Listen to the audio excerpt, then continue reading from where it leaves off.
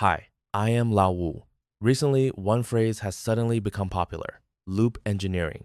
Scroll for a few minutes and you will see courses teaching you how to build loops. It sounds new, advanced, and almost like something you must learn immediately or you will fall behind. But honestly, it is not nearly as new as it sounds. Several months ago, Karpathy built something very similar. He called it auto research. The experiment was very plain. Give the AI a clear goal, set an upper limit on the number of loops, then go home.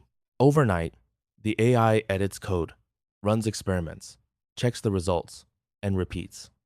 The next morning, the result is clearly better. A lot of people use that pattern to tune models, and it worked. Back then, though, nobody packaged it as a mysterious new concept. Now, the same idea has a new name: loop engineering. Suddenly, it is explained in a much more complicated way, and plenty of marketing accounts are selling courses and creating pressure. I started working with AI in 2024. At that time, I was still doing image generation at a company, and large models were much weaker. I really moved into agent projects last year. My strongest feeling is this: AI concepts come fast, and they also disappear fast. Learn something too late, and you may not need to learn it at all, because the underlying models have already changed. We used to spend a lot of energy polishing prompts. Now you can say a sentence, get an image, give feedback, and let the model revise it. A few years ago, that would have sounded unrealistic. So today, I want to share my view on loop engineering. To me, it is simply a generalization of auto research. It is not that complex, and it is not mysterious. After you hear the basic structure, you will probably know how to use it. Let us look at what auto research actually does. The process is very simple. First, give the AI a measurable goal. For example, optimize a metric to a target range. Second, set an upper limit. That can be a number of loops, or it can be a compute budget. Third, let the AI edit code, run experiments, and inspect the result. Effective changes are kept. Ineffective changes are rolled back. The whole process is autonomous. The human job is mostly at the beginning. Define the rules and the target. After that, you can go home. I have used this pattern many times in real projects. One project was called PyFusion. At the beginning, its score was worse than Fusion's official API. So I simply put the entire project into an auto research style loop and let it optimize itself. I only did two things. First, I gave it a clear optimization target. Second, I limited the number of rounds because tokens cost money. After it finished, the metric climbed a lot. Sometimes it got close to the Fusion API, and occasionally it even passed it. I stopped there because beyond that point, the cost was no longer worth it. Later, I used the same idea to optimize a visually rich homepage.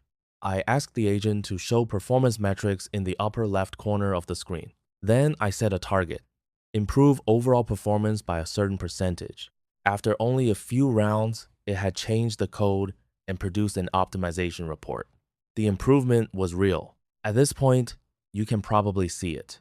You already know how to use loop engineering. Strip away the packaging and the essence is only three things: a measurable metric, a loop that can roll back, and a clear stopping condition.